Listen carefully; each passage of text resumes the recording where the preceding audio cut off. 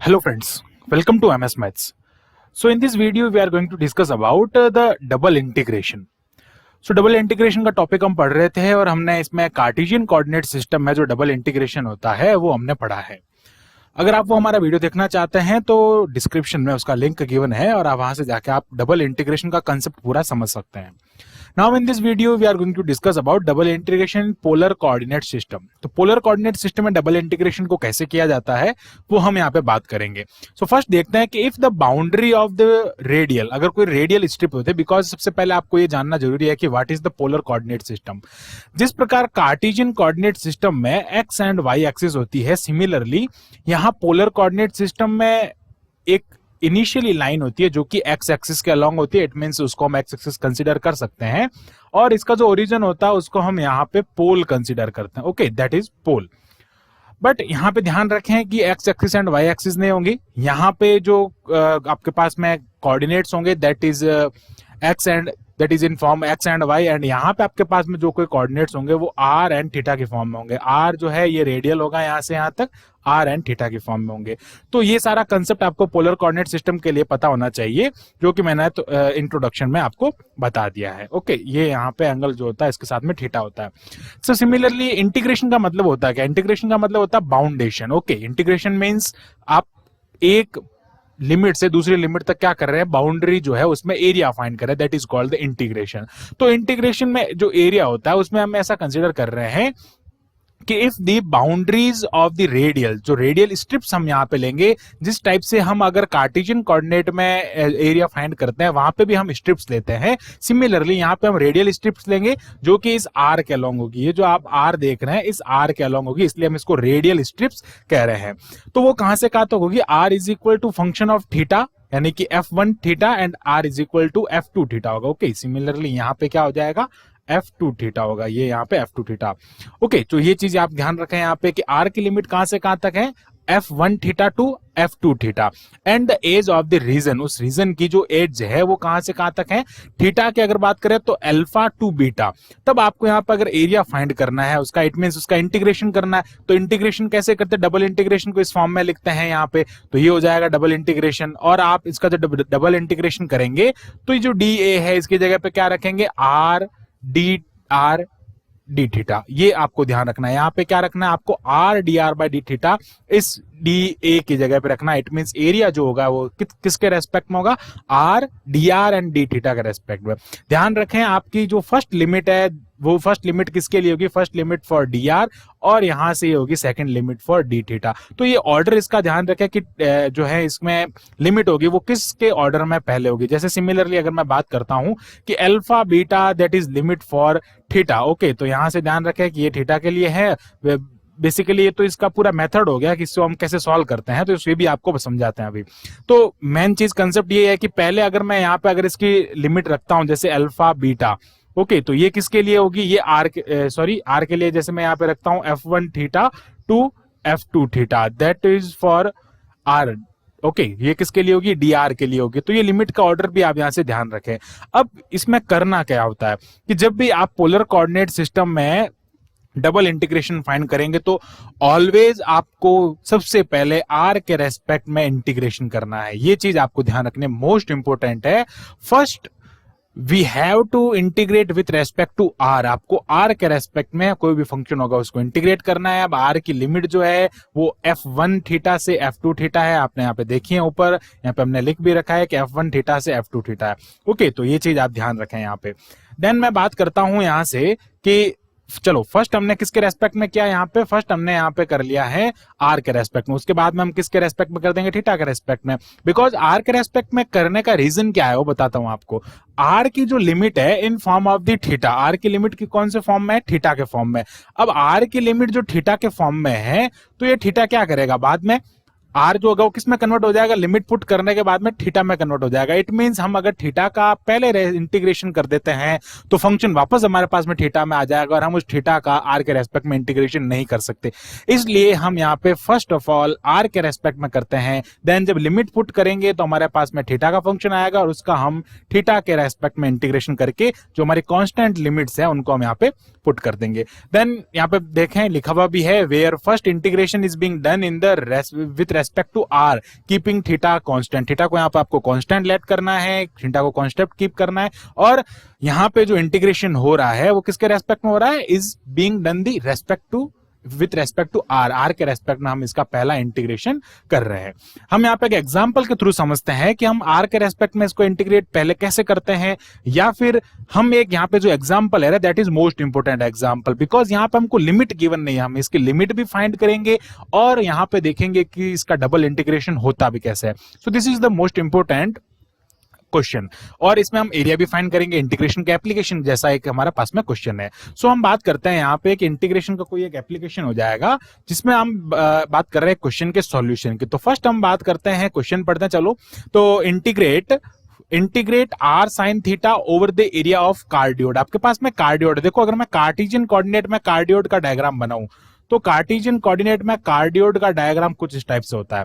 Okay, अब अगर हमको पोलर कोऑर्डिनेट में बनाना, बिकॉज क्वेश्चन हमको जो है ये फिगर किस में दिया हुआ है, function R is equal to function of theta में है ना हमारा curve, it means this is the polar coordinate system, but ये होता है कार्टेशियन कोऑर्डिनेट सिस्टम में। देखो कर्व का जो डायग्राम होता है वो कभी चेंज नहीं होता है, चाहे वो कोई भी कोऑर्डिनेट सिस्टम में हो, बट ध्यान क्या रखना है आपको वहां पे कि जो इसके एक्सिस होते हैं, इसके जो जिसकी स्केल्स होती है, जिसमें हम एक जगह जैसे कार्टेशियन कोऑर्डिनेट में एक्स वाई का यूज करते हैं, वहां पे आर एंड थीटा का यूज करते हैं, तो इसको थोड़ा सा आपको ध्यान रखना पड़ता है। तो फर्स्ट मैं यहां से क्या करता हूं कि यहाँ पे कार्डियोड का डायग्राम बनाता हूं। तो ये हो जाएगी इसके लिए इनिशियल लाइन, ओके, और ये हो जाएगी यहां से मैं अगर बात करता हूं कि इसके लिए आर लाइन हो जाएगी। ओके, तो हम क्या करते हैं कि this is the initial line, और ये इनिशियल लाइन हो जाएगी, ये इसका पोल हो जाएगा, और यहां से अगर आपको कार्डियोड फाइंड करना है तो ध्यान दो, यहां से क्वेश्चन हम वापस बढ़ते हैं कि आर साइन थीटा का आपको यहां पे एरिया फाइंड करना है। Integrate r sine theta over the area of cardioid r is equal to A 1 plus cos theta about the initial line. This is most important point above the initial line, it means this is the initial line, okay, this is the initial line जिसको हम प्रारंभिक रेखा भी कहते हैं। इसको हिंदी में क्या कहते हैं, प्रारंभिक रेखा भी कहते हैं। ये प्रारंभिक रेखा जो है इसके ऊपर आपको क्या करना है, इस कार्डियोड का आपको क्या करना है, एरिया फाइंड करना है, या फिर आर साइन थीटा का यहाँ पे आपको इंटीग्रेशन करना है। तो बेसिकली मैं कार्डियोड जो है उसको इस टाइप से डिनोट कर रहा हूं, ये हो जाएगा हमारा कार्डियोड। चलो एक बार इसको अच्छे से बना लेते हैं। सो दिस इज द कार्डियोड, तो ये हो जाएगा कार्डियोड। अब ये जो कार्डियोड है, इस कार्डियोड का हमको क्या करना है, एरिया फाइंड करना है। सो क्या करते हैं, हम यहाँ से स्ट्रिप्स लेते हैं। तो स्ट्रिप कैसे लेते हैं, देखो यहाँ से स्ट्रिप लेनी है आपको पोल के अलोंग। हम यहाँ से स्ट्रिप की बात करते हैं, तो स्ट्रिप हम किसके अलोंग ले रहे हैं, पोल के अलोंग आपको इस टाइप से स्ट्रिप लेनी है। ओके, ये हो जाएगा आपके पास में स्ट्रिप, जैसे कि हम वहां पे कार्टेशियन कोऑर्डिनेट में भी हम स्ट्रिप लेते थे पैरेलल टू वाई एक्सिस या पैरेलल टू एक्स एक्सिस, और यहाँ पे ये जो एंगल है दैट इज थीटा। अब मैं अगर बात करता हूं कि यहाँ पे थीटा क्या होगा, यहाँ पे थीटा हो जाएगा 0 और यहाँ पे थीटा हो जाएगा पाई। ओके, तो थीटा की लिमिट तो हमने यहां से फाइंड कर दी।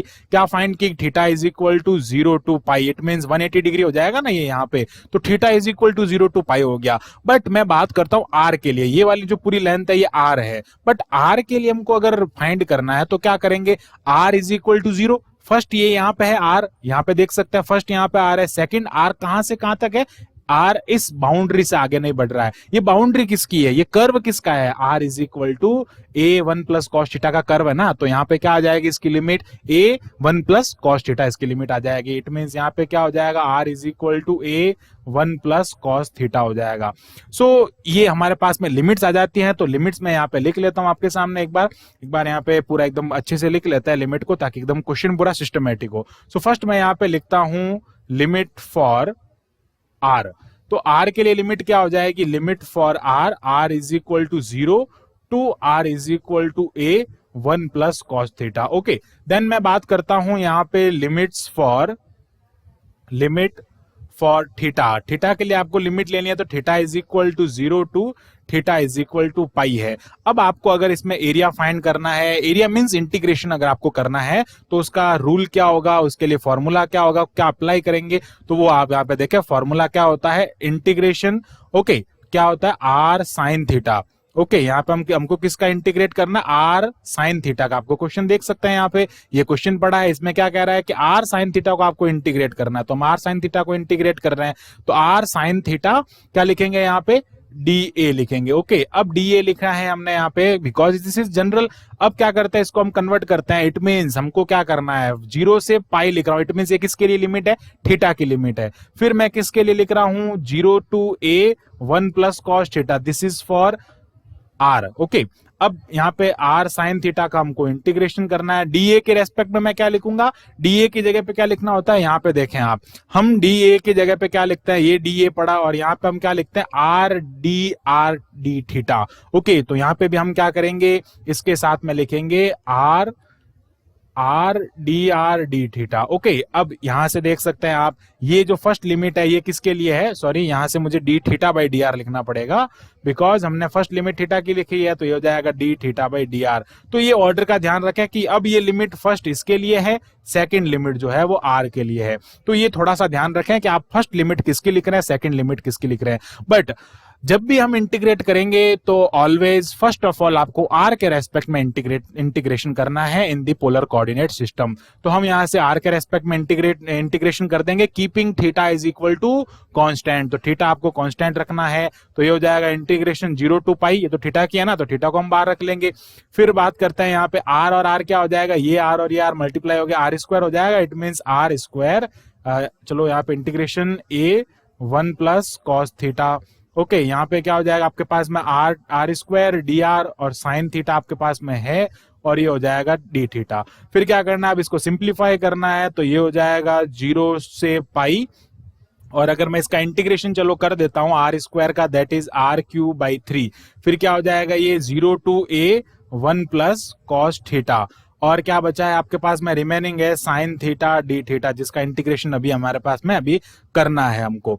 ओके, तो अब हम क्या करेंगे, यहां से इसको और सिंप्लीफाई कर देते हैं। तो upper limit minus lower limit put करेंगे, that will be a cube 1 plus cos theta cube upon ये हो जाएगा 3 माइनस 0, तो क्या हो जाएगा, अगर आप यहाँ पे 0 पुट करेंगे तो 0 क्या हो जाएगा, cos 0 1 होता है। यहाँ पे जो है वो लिमिट, अपर लिमिट ये पुट कर रहे हैं, और लोअर लिमिट अगर आप इसमें पुट करेंगे 0।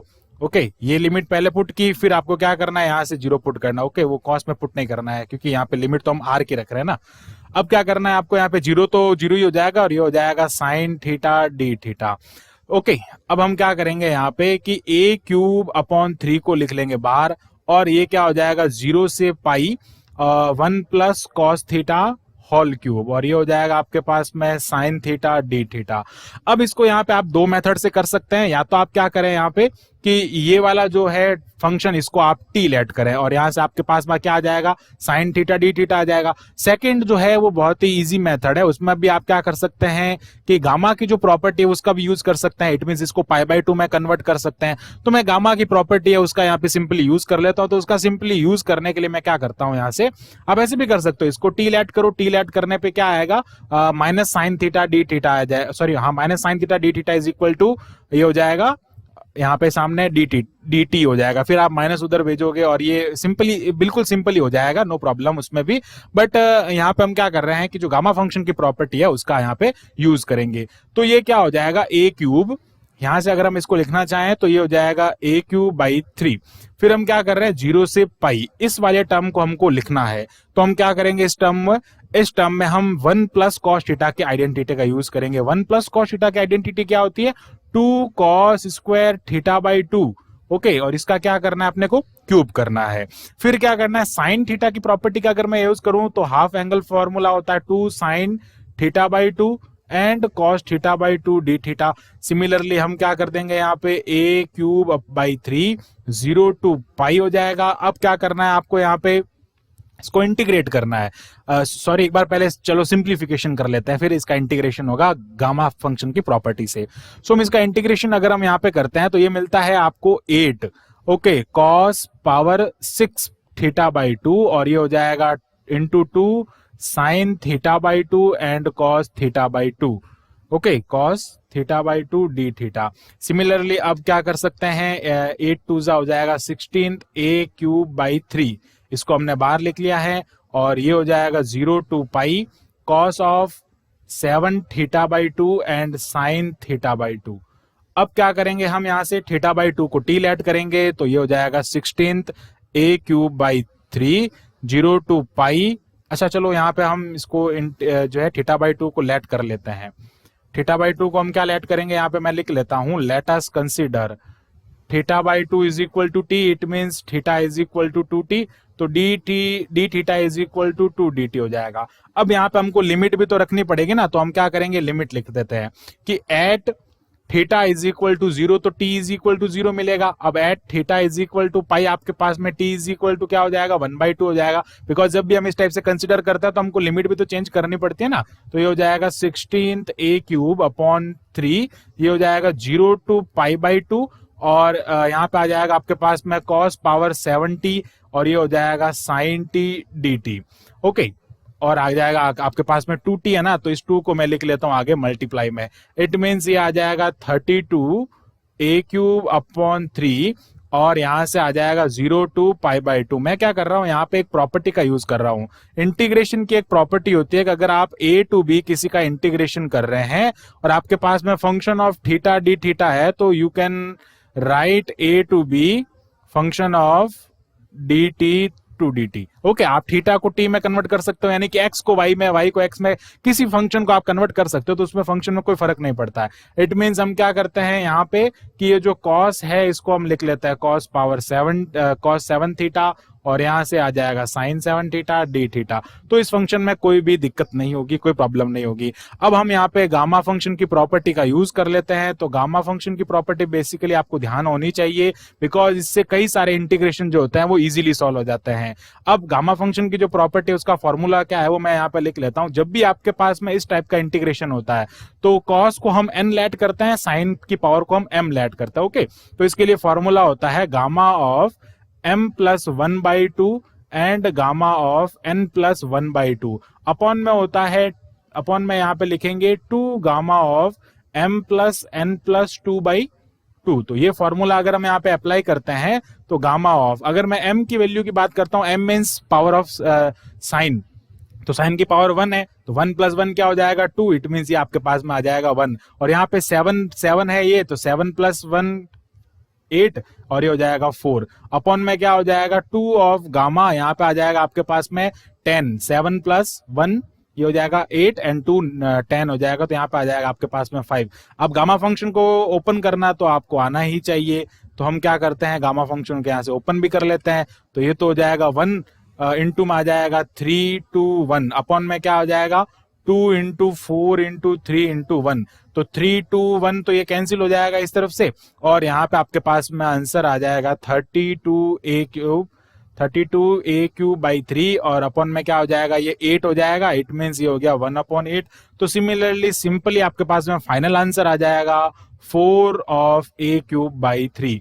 सो बहुत ही सिंपल क्वेश्चन था, आपको बस मेथड का पता होना चाहिए। बस डबल इंटीग्रेशन का जो कंसेप्ट है वो यहां तक चलता है। कैसे यहां तक चलता है कि आपको फर्स्ट टाइम में क्या करना होता है, पहले तो लिमिट फाइंड करनी होती है कि लिमिट नहीं गिवन है तो लिमिट कैसे फाइंड करनी है। फिर आपको क्या करना होता है यहाँ पे कि लिमिट फाइंड होने के बाद में always first of all do integration with respect to R. आपको हमेशा आर के रेस्पेक्ट में इंटीग्रेट करना है, बिकॉज आर की जो लिमिट्स होती है वो फंक्शन ऑफ थीटा होती है, एंड थीटा जब आप उस पर पुट करोगे तो वो फंक्शन वापस थीटा में कन्वर्ट होगा, then we can integrate with respect to theta. Okay, तो ये चीज आपको थोड़ी ध्यान रखनी होती है। आई होप आपको जो पूरा टॉपिक है वो समझ में आया होगा। So thanks for watching this video, keep watching MS maths and subscribe the channel MS maths.